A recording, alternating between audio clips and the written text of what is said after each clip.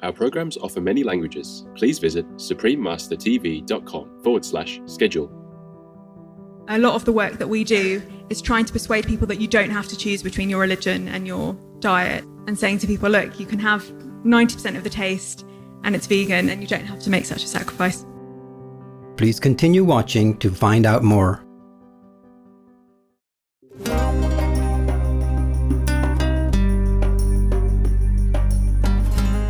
Salut, comment allez-vous? That's hi, how are you in French? I'm Nathanael.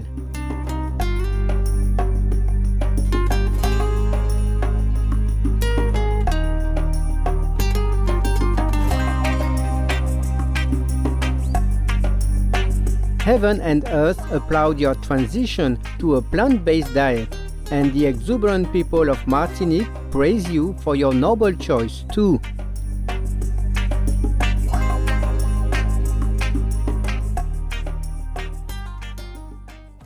Warning: you might find the content herein disturbing, but the truth must be revealed.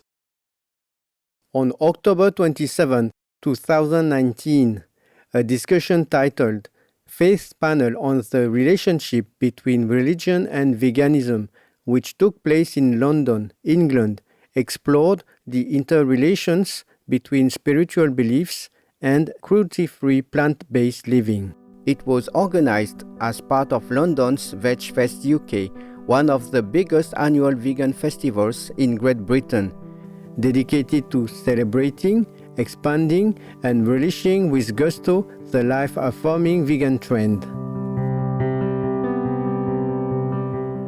Amongst the panelists were scholars and activists from diverse religious backgrounds: Lara Balsom, director of the Jewish Vegetarian Society; Mara White, Muslim animal rights activist; Krishna Gandhi, Hindu animal rights activist; Dr. David Clough, Methodist preacher and professor of theological ethics at the University of Chester; Reverend Jenny Hiller, ordained minister and pioneer activist in the Anglican Diocese of Bristol, along with panel chair Tree Kelly, an anthropologist and PhD student at Manchester University.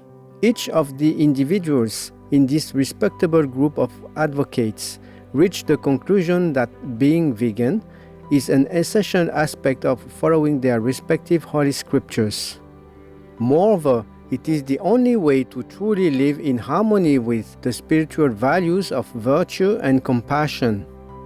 These panel members discuss how they came to realize that our concern for the welfare of animals lies at the very heart of any religious belief, and thus should ideally be a top priority for any person of faith. In today's episode, we're going to hear about some of the ingrained cultural convictions and habits which act in many people of faith as impediments to espousing a mindful, meat and dairy-free lifestyle, and how religious vegan activists address these sensitive obstacles in the heart of their worshipping communities. For instance, though Hindu texts preach the practice of ahimsa or non-violence, there exists the pervasive use of milk and butter in the diets and rituals of believers, even though the dairy industry is rife with painfully abusive practices. What are some of our panelists' considered reflections on the dissonance between divine teachings and devotees' actions? However, there is this dairy association within Hinduism, and it's very much misunderstood in the current times. So I just want to take this time to explain exactly how the practice of veganism does correlate with Hinduism, and that this Hindu Dairy Association needs clarity.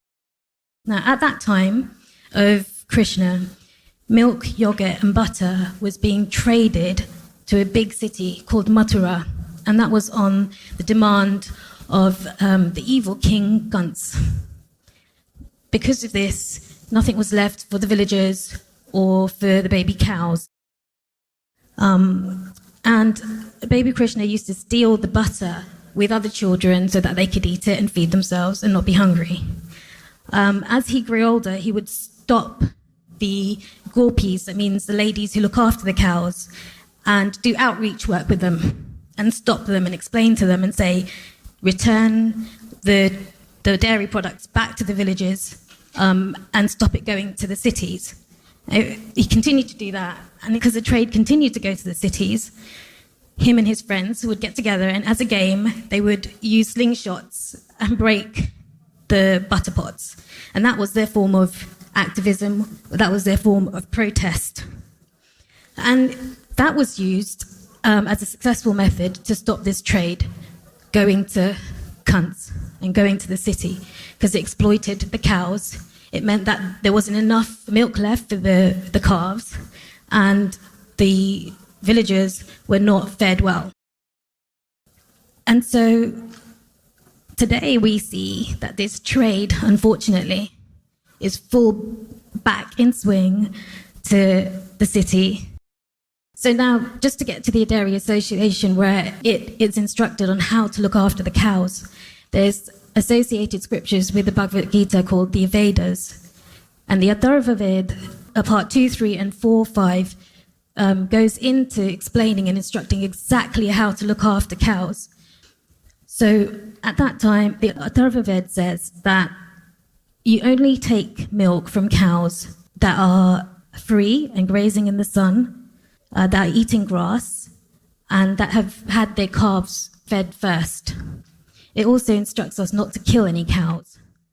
And we are not to drink any milk from cows that are not looked after this way. We know this instruction as religion is not adhered to in the current consumption of dairy. So from this point of view, Hinduism is congruent and coherent with veganism, but the modern day practice doesn't understand this association with dairy and the consumption of it, and it's completely violating the scriptures and the understanding, because first and foremost, they have to see the life and the being and the value of the life of the cow that becomes part of a family member. I think in terms of barriers that I've experienced, I think there's two sets really. The first is sort of theological ones, and again, this reference that people make back to Genesis that God gave humans dominion over the earth. And historically, that's been kind of received as being more like domination and an excuse to kind of use and exploit the earth's resources. And it's actually been used to justify colonialism, patriarchy, racism, and is now used to justify the way that we treat the planet, basically, and its inhabitants. And I think there's a shift in people's thinking in Christianity, which is really refreshing, that to understand dominion, not as domination, but as stewardship. And that means that we have responsibility towards and for God's creation, not our kind of playground and resource pit. So we're looking after it on behalf of God, and we're actually thinking about the consequences of what happens when we don't look after it. And I think we're obviously facing those now as a species. I think there's an added layer with Jews, because Jews are notorious for thinking about food, talking about food. We have very strict dietary laws. And I think there's a base level of practical challenge that I have when I'm approaching Jewish people and talking about veganism. So you have the food that's associated with religious occasions, with Jewish festivals throughout the calendar year. So we have Passover, which happens, broadly speaking, when Easter is taking place.